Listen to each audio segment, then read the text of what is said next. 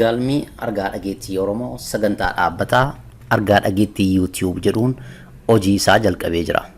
Galma argaa dhageettii Oromoo karaa YouTube isaa dhimma aadaa, seenaa fi afaan Oromoo irratti mul'ata adulaan fiixee Abbaa Liban Dabbasaa Guyyoo jalqabee ture itti fufinsaan dhaloota biraan ga'uuf hojjeta. Sagantaan kun torbanitti al tokko ummataaf dhiyaata. Argaa dhageettii YouTube jedhaatii subscribe godhaa. Galatoomaa galma argaa dhageettii Oromoo irraa.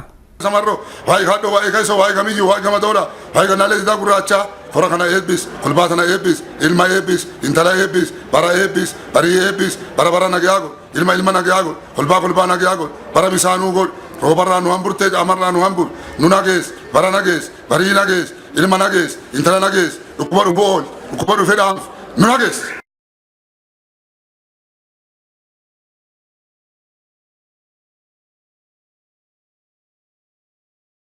Nakum ko sibila unti kay nama Oromo unde tenallen Oromo na ada kabijeni adan Oromo tadura kabaya dikan butta kabaya budalle dikalle kabaya akul kabadani kira akul maloni kan wal kes dugatani wal kabadani wal injirat irman gala tudidi kotana ada barsisan ada kun kulliti duri ada kabaya kan Ardurat ijoollee siin dhala haatee kabaju abbee kabaju obboleessa guddaa kabaju maanguddoo ollaa kabaju nama si dur jirtu kabaja irra barsiisan. Silaa duuba namni mana isaa cabsanii ofii achi ijaarratanii rafu uummanni dandeettii warri gaafasi jiruutti beekumsi warri gaafasi jiru humniti warri gaafasi jiru achi hin geenneef qarqaaruu hin dandeenye.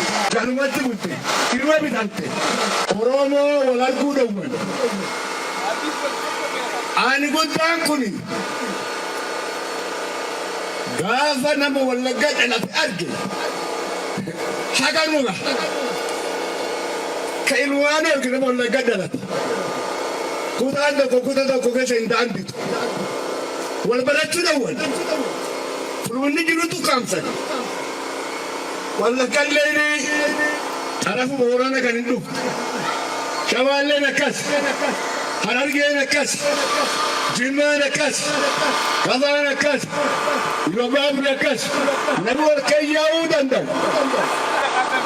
Nama isaan walitti naqanii meeshaa godhatanii waliin haasisan. Oromoon kan keessa warra meeshaa godhattee Booranaa naatu hin qabdu. Warra meeshaa godhattee Arsii naatu hin qabdu. Warri akkana kunini kadammaqinni isaa xiqqaa gosarra duulee gosadhee nyaapha humni ta'ee tooraan nyaaphaa ta'ee uummanni akkamitti uffata uummanni eessa bobbaafata uummanni maal qaba qawwee qaba qawwee sana kan uummanni qabu sidaama deemanii malee sidaamti dhuftee irra guurti kaarra sidaamti qawwee irra guurti isaan booni dhadhan kullee jedhu qabdee beektu kanallee argine beektu Kulaan itti iyyatan hin jirtu, namni itti himatan hin jiru, namni sila itti himatan qabsiilee jiru kana.